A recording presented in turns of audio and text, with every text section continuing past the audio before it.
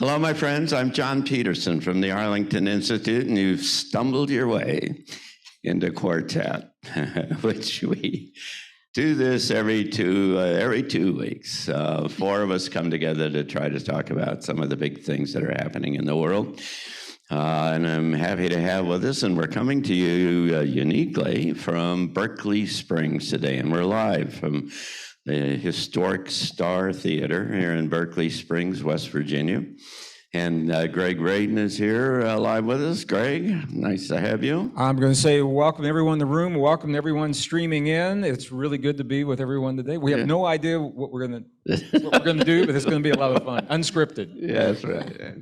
Penny Kelly, Dr. Penny Kelly from Michigan, Howdy. drove all the way down here yesterday. I know, it was nice to get away. It was nice to get away. Good to be here. Thank you all for coming. And Kingsley, our friend from the British Isles. Hello, Kingsley. Dennis? Greetings. Hello, John, Penny, and Greg. I feel like I'm with you in the same room. You are. Yeah.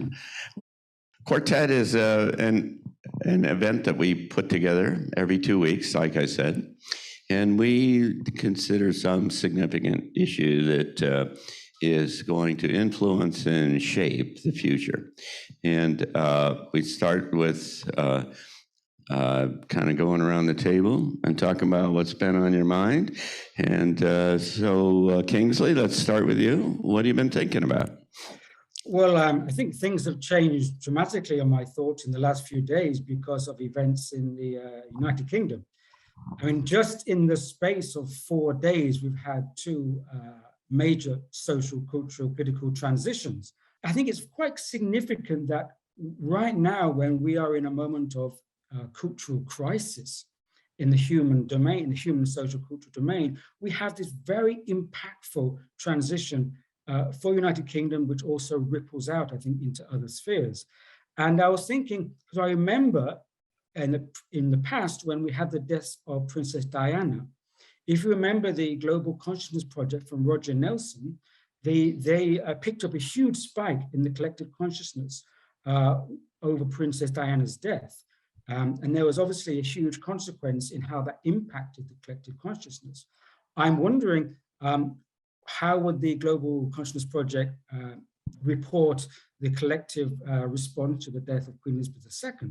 Because that is going to have a lot of iterations. Because also, I think it's significant that now we need to move to a new era. You know, we need to let go of all the old symbolic infrastructures and everything we've grown up on, and the postage stamps and all the faces on the money around us. Isn't it symbolic that in this moment we have that physical, political transition, which indicates that we're moving into an era that we've never actually witnessed, at least for 70 years. So that's what I wanted to share.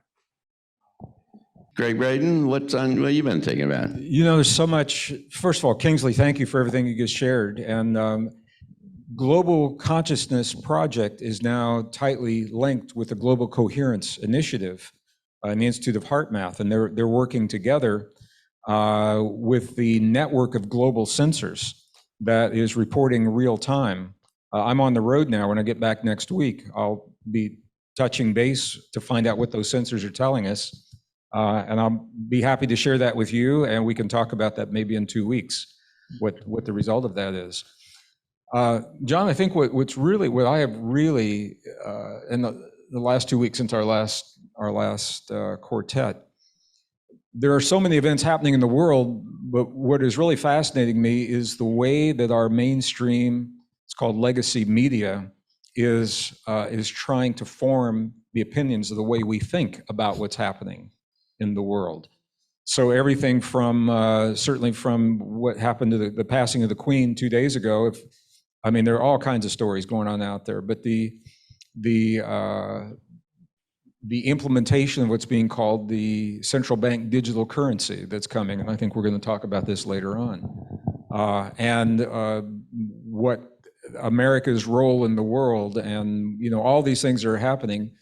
It's become so obvious that this narrative is being driven by a very small cadre of corporations that own the media, and more people have asked me in the last week, Greg, what media should we be watching or what should we be listening to? And it's a tough one because they're all compromised.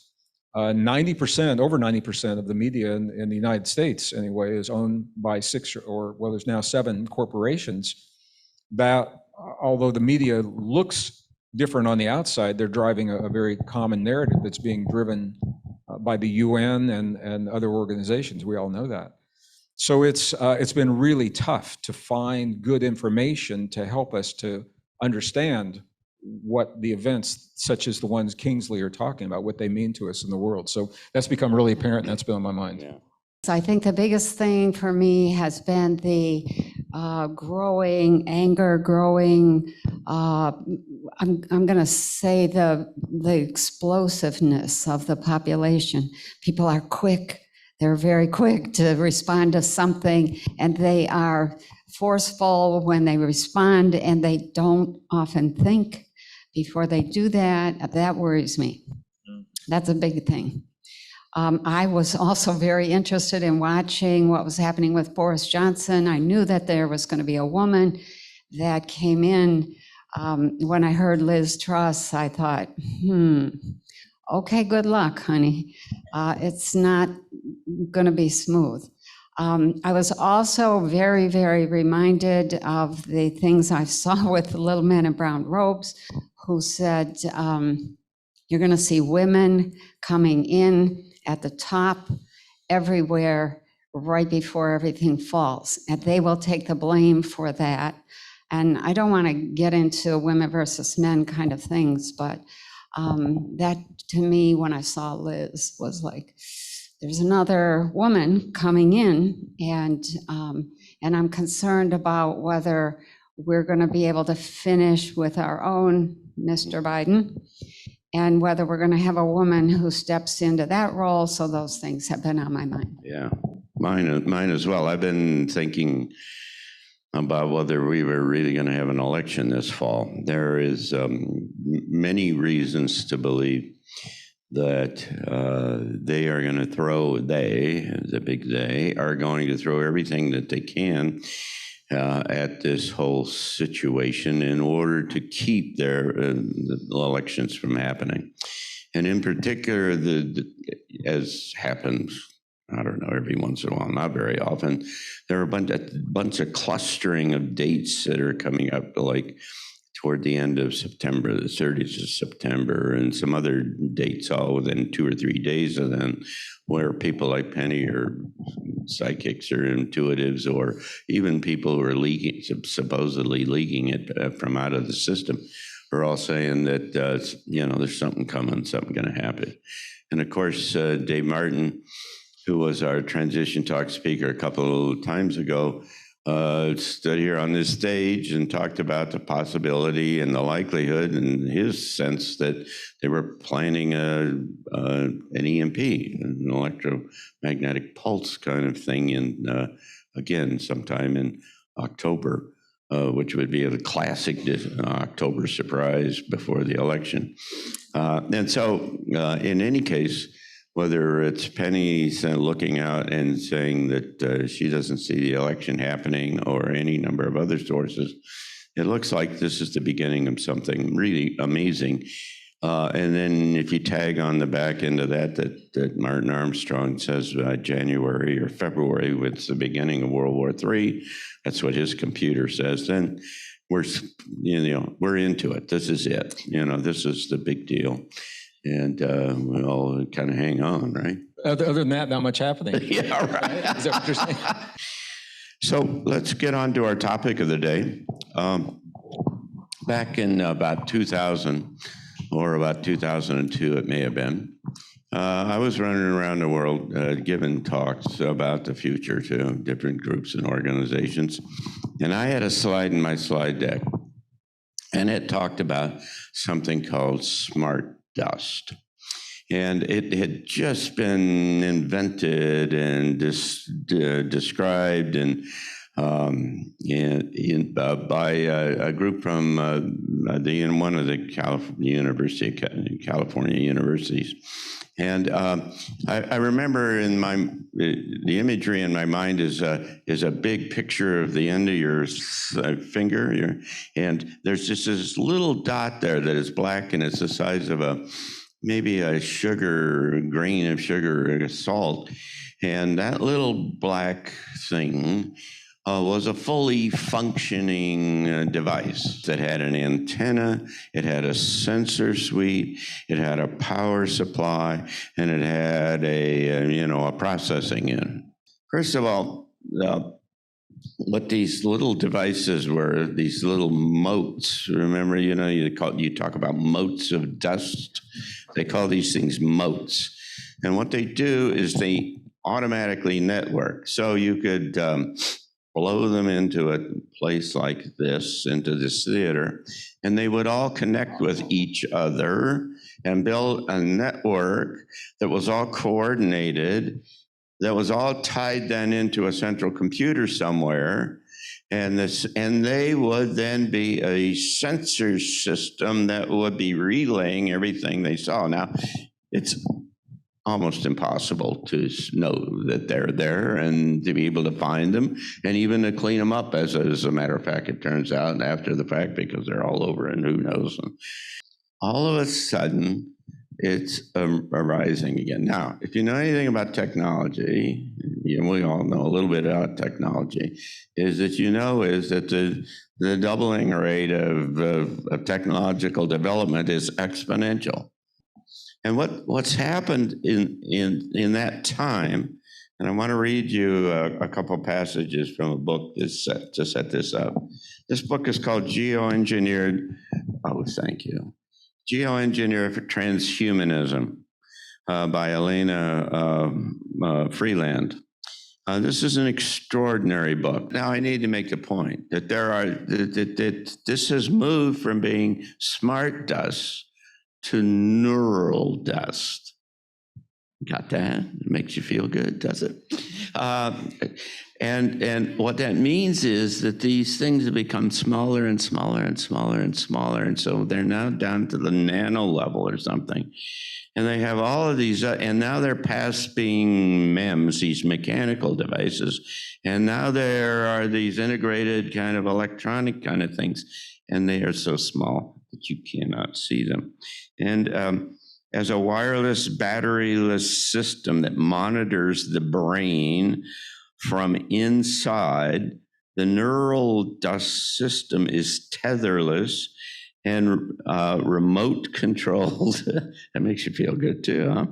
In fact, the network of tiny implantable sensors functions like an MRI inside the brain, recording data on nearby neurons and transmitting it back out.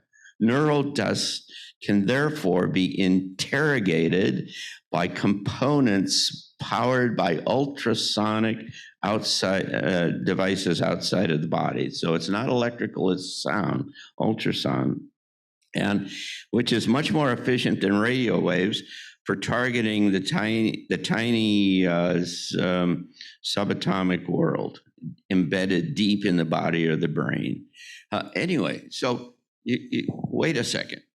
It used to be this dust that was just floating around somewhere, and now they're into this stuff, this thing that they've got inside of your brain. And what Elena says is that all of us have them in us, because they've been probably a part of the chemtrail stuff in it, and that they're inside of us in one way or another.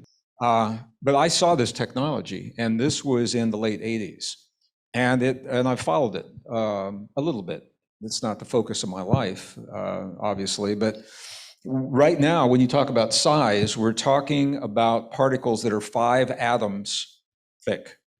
So 5 atoms. That's what and fully integrated machines in 5 atoms of thickness that can do all the things that John is talking about. And for me, This is an example of a bigger issue where technology has advanced faster than the morality of how we apply it in our lives.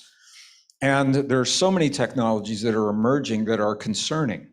The technology in of itself isn't good, bad, right, or wrong. It's how it's used. And that is determined by the thinking of society. And what it's telling me, and I think is what it's saying to all of us, is that we've got to come together as society and claim the values that we cherish as individuals, as families, as communities, as nations, as a planet, and hold those values as the standard by which the technology is implemented. And if you don't do that, it's like playing whack-a-mole. I mean, are you going to try to regulate what's happening with the nanos, or this or that? I mean, it's because it's all emerging so quickly. I was working with a subcommittee on the UN Sustainable Development Goals, SDG 2030. I stepped away. I backed away from that. I quit in January of this year because the goals that they are attempting to reach that look so beautiful at first blush, and then you read how are they going to achieve those goals, and it's horrendous what they're trying to do. And I was working with a committee pushing back that was infiltrated, and now they're all supporting these goals that I cannot support. So all of this is, I think it's no accident. Penny and I talk about this. It's no accident it's happening now. It's all happening at once, and it is an invitation for us to claim what it is that we value and cherish in our lives. So, what do you think? I want to hear what Kingsley says. Okay. Kingsley, you're up. What? Yeah, sure. I'll take the baton. Well, yes, science fiction is definitely science now. Now, this kind of race to get to ever smaller quantities, the physicist Richard Feynman famously said there's more room at the bottom. And they've been going smaller and smaller because what I feel is that this issue of the minuteness, the nanotechnology, is necessary to pass a certain threshold from their side. And what is that threshold? Well, that threshold is to get into us and under our skin. We have that kind of idiom, like they're getting under my skin. How often have we felt the authorities getting under our skin? Well, right now they literally can. I'm reminded that before, these forms of, let's say, societal management and control has been interbodily, that is between bodies. And so they had larger structures to influence people and influence their consciousness and how they think. If we remember for like hundreds of years ago, any kind of castigated, punished person may be placed in the middle of the town square in stocks, where you can throw through to them and humiliate them, or they may be publicly executed. That is a control external to the body, upon the body. And they've been wanting to get closer and closer to getting inside of us. So obviously that time moved closer, whereby they could punish you by putting you in prison. But then, of course, that was too inefficient. It's too messy. They get their hands dirty. So how to control you without having to grab you physically, of course, through programming, social propaganda, and cultural conditioning, whereby if they can get to how you think and steer and orientate and reorganize how you can think, then they're getting closer to a kind of bodily control. But the threshold, of course, is to get inside of you. And that's like the kind of holy grail for some of these groups. And with nanotechnology and neural dust, of course, they feel like perhaps they're getting closer to their holy grail, because they can get inside of you, and then, of course, they terraform the environment so it's conducive to neural dust, i.e. we have the electromagnetic environment, we have the satellites, we have the antennae, we have 5G. Therefore, they can communicate directly and send whatever information or programming they want inside of you. Then they've passed the threshold. And we need to pass our threshold, which is a consciousness one, but that's later in our conversation, perhaps. So I have a different perspective. So let me back up a little bit. When back in the beginning of the 1900s, we were discovering X-rays, okay? A whole generation of scientists and doctors had to die before we realized, oh, this stuff causes leukemia. It was a wonderful advance, but we didn't know how to use it. And the same thing is happening now. So a couple things I would say, and I hope this comes across well. Where I come from, everybody has assisted physicality, assisted spirituality, assisted mentality. It's part of the what I'm going to call the engineering that is done to produce superior people. They have extraordinary physical capabilities. They can jump, run like we drive cars, things of that sort. The difference between them, between them and us, yeah, is that there's good people that are at the helm, that are working that technology, that are using it. I see the whole neural dust, smart dust thing that's unfolding as a necessary but unfortunate stage in our development that allows us to move to a much more expansive kind of human that has taken us another step up from the animal consciousness kind of that we started with, not to insult us at all. But we have to get really smart very quickly because we're at a place where if we don't, then we're going to end up as one of the slave races. There are lots and lots of beings, groups of people, races of people all around the cosmos. And there's a lot of them right here on this planet, several dozen at least. So if we don't do anything, and we don't bother to get in tune with who are we, just like Greg was saying, what do we want? Who are we now? What could we become? How do we retain the values and the things that are really important to us as Earth humans? How do we keep that resilience that is so treasured by all of the beings out there who look at us and say, look at those people. Look at what they're doing and they're still surviving.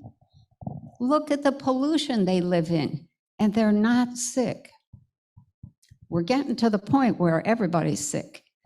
And you can only degenerate so far. And so we're at a turning point. And I think if we can get smart with our dust, we can really take a step that moves us in a direction that we can be comfortable with and that we can celebrate. Yeah, well, this is what I was saying earlier. It all comes down, it's the thinking underlying the technology. And the thinking is, and I don't want to get into it too deep because I'm going to spend the whole afternoon with this, but the thinking is that carbon-based life in general, and humans specifically, are flawed in our design. And that we need something, the belief is that we need something outside of us to be at our best. And the thinking underneath this technology is that if we don't embrace the deep truth of who we are, that's what makes these technologies possible. We are vulnerable to the technologies only if we don't embrace the deep truth of the soft technology that we already are. And we literally are a highly advanced, technologically sophisticated soft technology beyond anything we've been led to even think about. We're going to do this afternoon. When we embrace that, this other stuff takes on a whole new meaning.